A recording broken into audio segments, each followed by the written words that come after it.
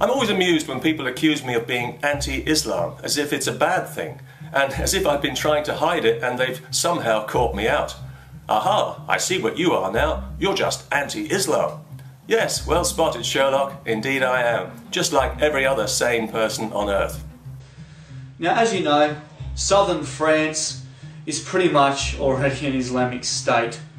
The northern part of France is still mostly French, but in southern France there's so many ghettos where you can't even walk in there being a native Frenchman because you get attacked by Islamists that say it is now an Islamic area. Why am I anti-Islam? Well, for the simple reason that Islam is anti-me, and it's anti every fundamental value I hold. If I were to accommodate its values in my life, I would have to violate everything that I believe in. I think that's an unreasonable demand, and as such, it is, of course, typically Islamic. I don't want to see this start to spread through Australia, and there's many places in England which are the same. In Norway, it is the rape capital of Europe, nicknamed the rape capital of Europe.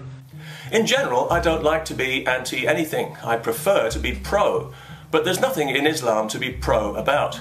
The entire religion is built on a foundation of prejudice, injustice and inhumanity, and I'm anti all of those. And then you got Liverpool Mosque in Sydney auctioning an ISIS flag up in front of the whole mosque, not just one or two Muslims, the entire congregation, and they all put bids on it and it sold for $3,000. And they wonder why so many Australians dislike Islam.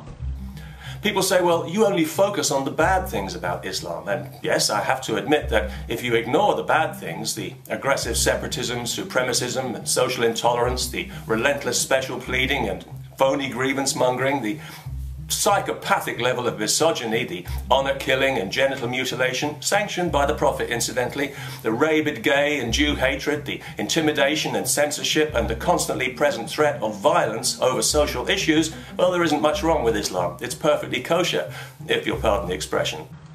And then when Australians stand up, they're called a neo-Nazi or a racist. We're not neo-Nazis or racists. We're just trying to point out that if you move to a country, you live by the rules of that country. The trouble is, when you take these things away, there's nothing left. There is no Islam anymore because it is defined by these things, and we can see the evidence of this with our own eyes. We can see that wherever this religion goes in the world, it brings with it guaranteed intolerance, conflict and social division. And if it gets the upper hand, persecution and ultimately monstrous cruelty, and people always become less free, especially the female ones.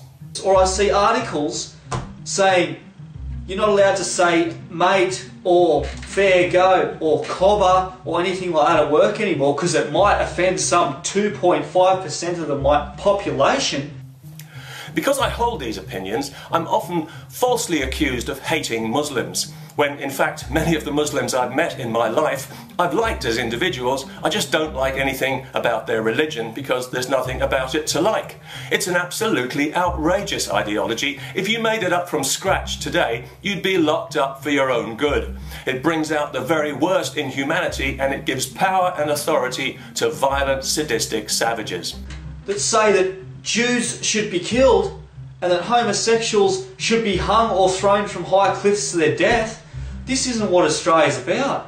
It has brought nothing positive to the West for the simple reason that it has nothing positive to bring.